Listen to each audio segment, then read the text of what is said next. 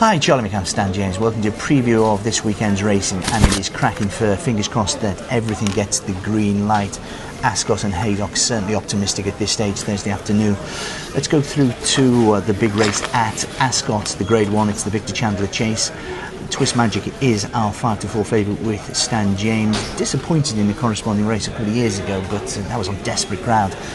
But I just think he's a different class to his opposition, and he made mincemeat. Okay, people will argue the Well Chief's best fresh. He's in the field on Saturday. That maybe Big Zeb didn't give his running, and maybe he was flattered to a Twist Magic. But I thought it was a good performance, arguably the best by a 2-mile chaser we've seen so far this season. Remember, the champion masterminded, disappointed in the Connor Chase.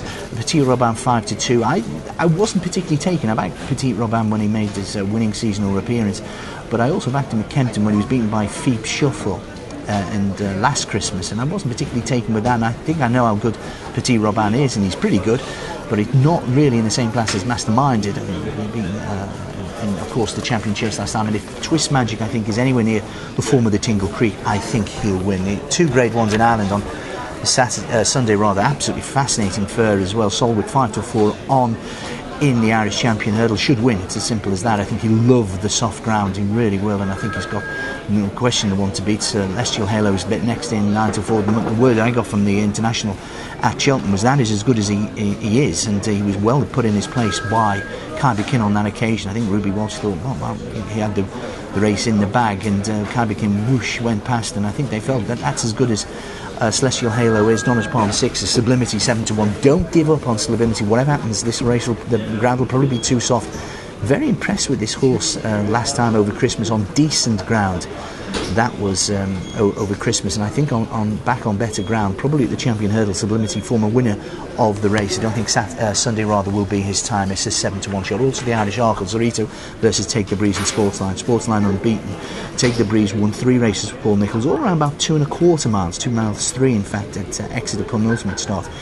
Fascinating contender, and also Zorito, of course, beaten by Captain Seaby on his penultimate start. Captain Seaby at the time, that was his returning from a 600-day layoff. We thought maybe that form was flawed, but Zorito came out very impressive last time. Fascinating race that for the Irish Arkle, but of course Captain Seaby and Sizing Europe don't take their chance in that. Just a quick rush through a couple of the cards. Haydock on Saturday, Punchestown, don't miss it. Even if Diamond Harry takes him on, Punchestown's I think is a machine, and wherever he goes we've got to follow him. Punjabi ought to win the Champion Hurdle trial. They're giving weight away. This of course is the Champion Hurdle, and Ruan well behind Kai Kin and Celestial Halo on his reappearance. I think Anti-Cowardly Lane, a previous winner of the race in the Peter Marsh, I backed according to Pete both times unfortunately this season, and I've left my money in the satchels, but I think Cloudy Lane might be the one on this occasion. I was very taken with his reappearance at Kelso. Remember, he was put in a Grade 1, taken out of the Lexus Chase over Christmas. At Ascot, one horse I'm looking out for, and it may not be Saturday may not be the day he needs to go. Right-handed Tick, we've got that on Saturday. He's got a very attractive handicap mark 123, but he needs good ground, and that horse at Canad of Charlie Manns. Make sure when we keep on the right side of this, that's what I'm advocating between now and the end of the season, on good ground.